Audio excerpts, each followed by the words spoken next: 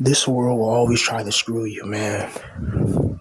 Like, every time something quote unquote good happens, there's always something that counterbalances it, you know? So recently, YouTube finally quote unquote monetized me, but still, just as like, it doesn't mean shit because you don't get anything. You see, like all the videos you made and all the stuff that came before it, you don't get a dime for it. You have to start over or whatever for like 30, 90 months or 90 days or something. So, and even then, YouTube is just nothing, compared to like, having something fully functional, right? And right when that happens, it's, I get hit with something else, something that's like, damn, this is some serious shit. I get hit with something else. And that just goes to show you that this world we live in is just, it's some type of hellish prison. It's a hellish prison that's designed to keep our mind at a certain frequency. It's designed to keep us at a certain stress level. Like, this world is not built for us to be happy. It's just not. It's built for us to go through misery, to go through pain, to always be anxious, to always have somebody at our throats. And when you realize that, you understand that this is a total hell realm designed to break you down. It's designed to break you emotionally. It's designed to break your spirit. It's designed to just destroy you. Honestly. When something good happens, there's always something that seems to counterbalance it. Like, let's say you get like a promotion at your job. You get a promotion and it comes with more responsibilities and more stress, and the pay that you get is not even really enough to justify that. Now it's like, if you could even find a job, and then like the boomers and older people think you're just bullcrapping when you say you can't find a job. They think, oh, you're just not trying hard enough. They don't understand that a lot of us, if we get let's say we get a job that adds even more stress to our already, fragile emotional minds, meaning that we're ready to snap, some of us. And we get some 9 to 5 where it adds more stress to us and makes us snap, then that's going to be a bad day, you know? So this is why we have to get something like men like us, guys who are rejected and ejected by society. Like, we have to find our own ways of building something. We have to, because when you work for other people and when you work around other people and you're always been that person that's kind of like, you keep your distance from people because a lot of people are assholes. A lot of people always want to have a phallus measuring contest and talk crap behind your back and always plot against you. And there's always some gossip going on. And me personally, I don't like all that chaos. I like peace and tranquility. I love my peace. I love my quiet. I love my silence. And it seems like when you're somebody in this position, nobody wants you around. Everybody's trying to kick you down. Everybody's trying to break you. It's ridiculous. It's like, yeah, I appreciate getting monetized. That's cool, but it's still gonna take a while to really build up, into anything, right? Right now, I need money right now, and like, that's like an asset, but at the same time, it's like that's nothing that can really do anything for me right now, right? And then so that's good, but then I get hit with something else like simultaneously, and it's like, wow, like, this world is designed to crush you. It's designed to break you. And then it's like, it feels like, you gotta prove people wrong or whatever. People think one thing about you. They think you're a loser. They think you're a failure. They think you're in your mid-20s, you're in your mid-30s, you're in your mid-40s or whatever. Like, and usually around those ages, you're supposed, like, those are age milestones. By 25, just by age 25, you're supposed to accomplish certain things in life, and dating being one of them. You're right, and getting your car, getting your apartment, things of that nature. By 35, you should already own multiple assets that appreciate with value. You should already own a house. You should already have this. And then by 45, you should really have your shit together. That's the age where you should, like, already own your business and stuff. But those are like milestones that the normies in society expects. Life doesn't work like that. You can't fit life into just one type of regular container, Life is much more, it's much more complicated. It's a myriad of trials and tribulations you have to face when you're a lonely guy that's rejected. You're going to face all types of hell. It's going to feel like the gates of hell is opened up, because every single day you're going to go through something. You're going to go through something that's going to stress you out, that's going to make you anxious, it's going to make you like, I can't take this shit no more. You're going to go through it every day. Expect no mercy from this life. You may get a little respite. You know, it's like if a ship is sinking down and, the sun starts turning around and like it flips you and then you get like an air bubble. But eventually after that air bubble, you're going to have to go back down into that dark water.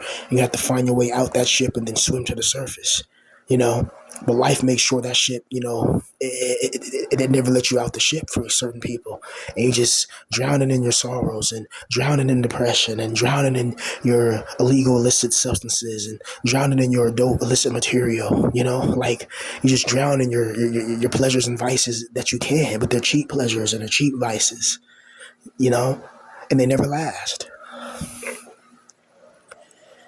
And in this world, we want to try to try to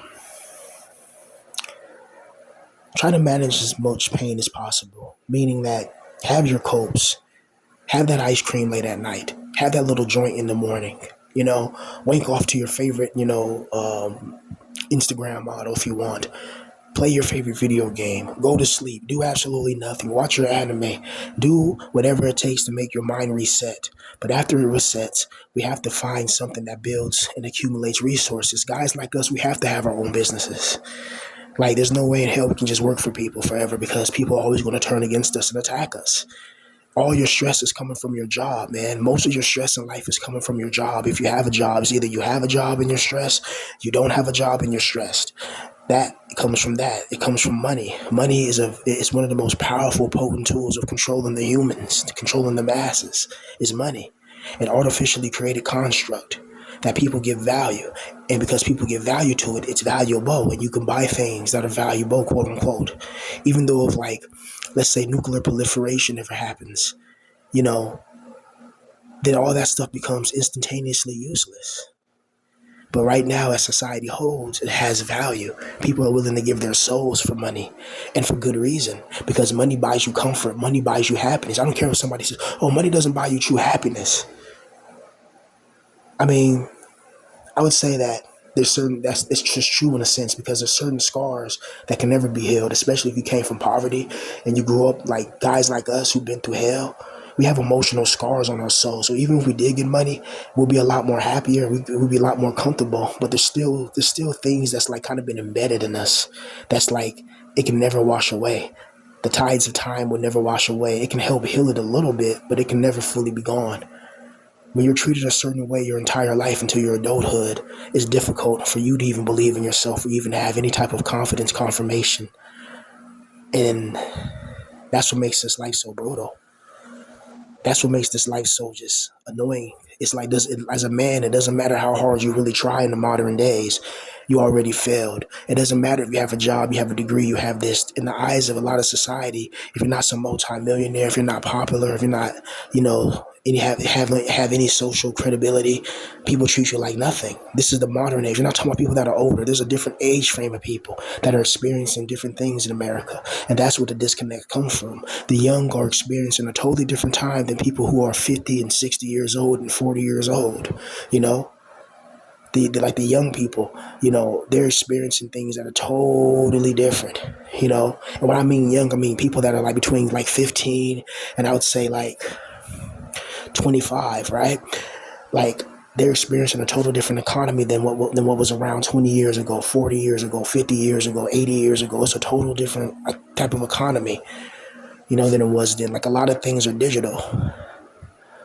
People can, like, I've seen kids become like multi-millionaires or make at least 100 grand off of like selling Fortnite accounts with Fortnite skins. Like, there's kids out there, young Generation Z, making their businesses online, doing what they love. I don't know how they do it. They have some type of system where like these people can get people's like accounts, and then like they can get accounts with all these skins, and they can just, they sell these different types of things like that, and then they sell all types of online, just stuff to help you get better at the game, I suppose, and it's just like, wow, that's a smart idea. They built a business around something that they liked. That's interesting. And that's what I can respect about, Gen Z, is that they're smart. They understand that Just being a wage servant is not it. You're not gonna get the life you want working for somebody else, but you have to in the beginning. There has to come a time where, you have to get some stability, right? So you're gonna have to do that. But the problem is getting stuck in that cycle infinitely and indefinitely. Once you get stuck in that cycle of the 9 to 5 forever, that's when it becomes a problem. Because let's be real, not everybody's meant to work a 9 to 5. Some people have a different mindset. Some people are more entrepreneurial, but a lot of businesses fail because a lot of people just give up, and or the demiurge attacks them and just doesn't want them to be successful. Because that's also, what happens a lot of times. Really, is that certain people, it just feels like they have like a curse on them. Like everything they do, it can never just, like, everything you do, you just fail that. You know. And what I mean by fail, it doesn't mean you don't have talent. It means that the right people are never around to help elevate your talent. So you fail. You know how many people I've seen that make great digital art without using AI, that know how to draw without using AI, just by their hands, and they can create these amazing environments. And if I had a video game company, I would hire them as environmental artists. And they're excellent with 3D modeling and all that, and have them create video game levels for me, And yet these people are unknown. You never heard of them. You never seen them. It's brutal. This world doesn't reward, good people and hard work. Just look at the people who are on top. Look at everybody on Epstein's island.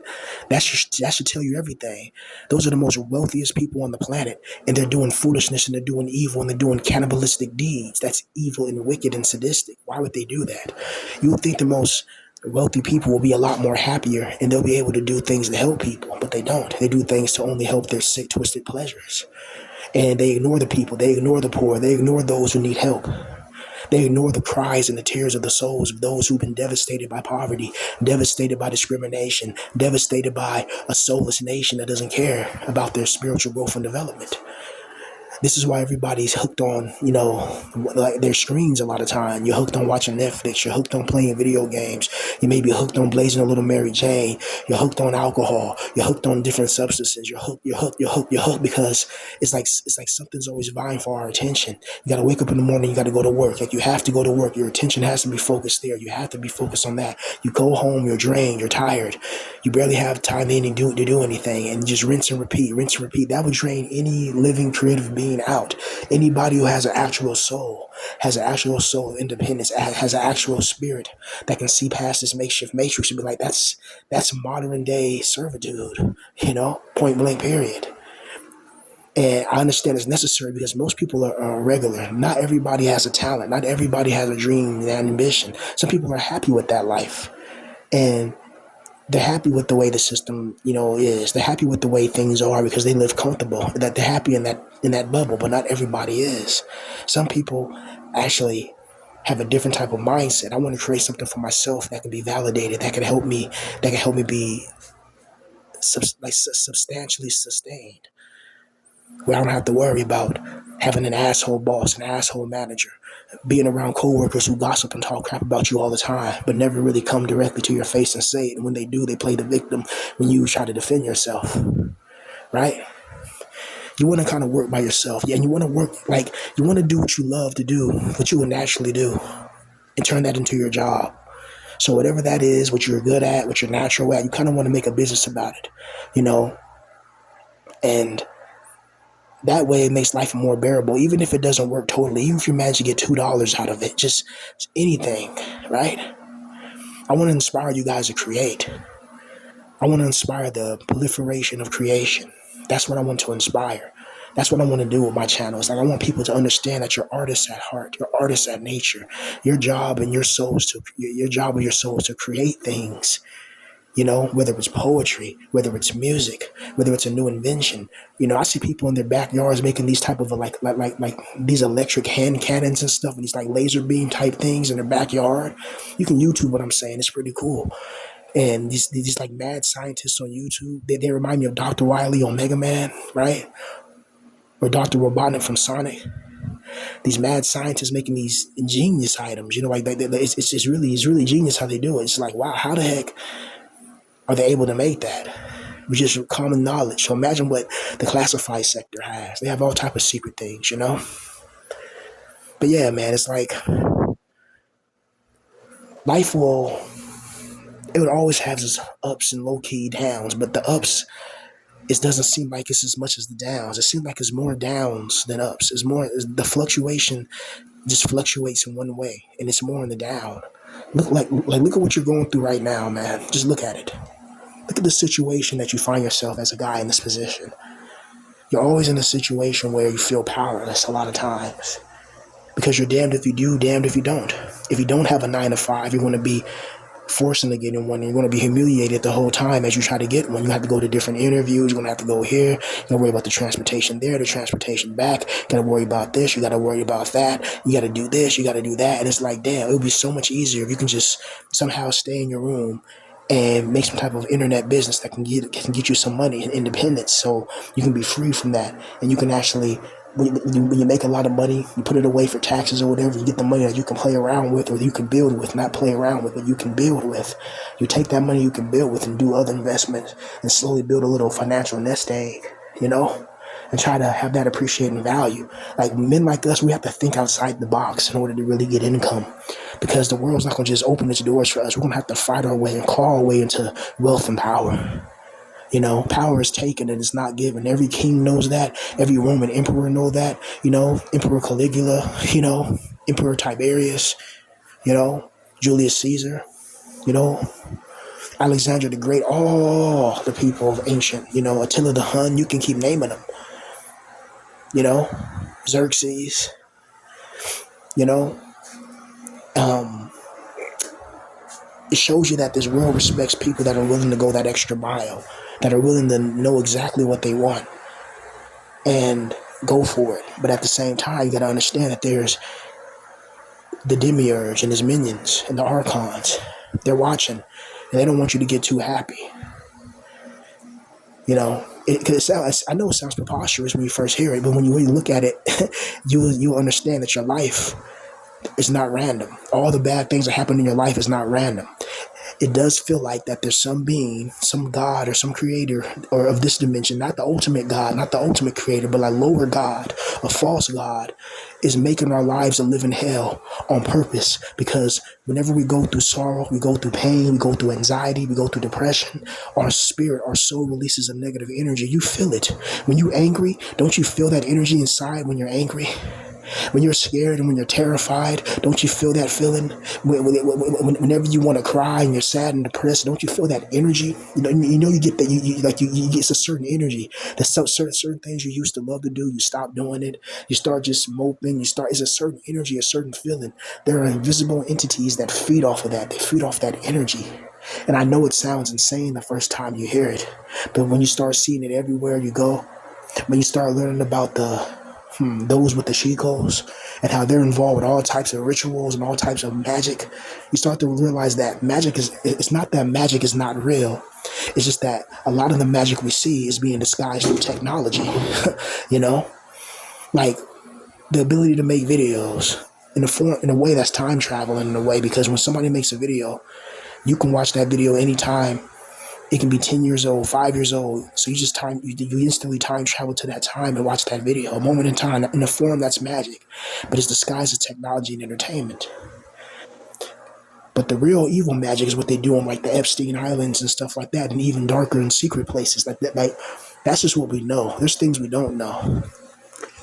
They probably have underwater cities, underwater facilities, underwater classified Navy installations, where they can dock, classified submarines. It's like these deep docking stations that forms like these facilities that have these submarines deep on the ground. It's classified, hidden. Public doesn't know nothing about it. It's not public knowledge, you know.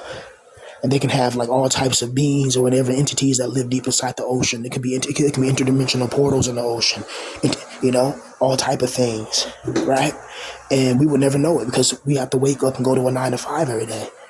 So we'll never ever really experience and explore the world. And that's why that's brutal.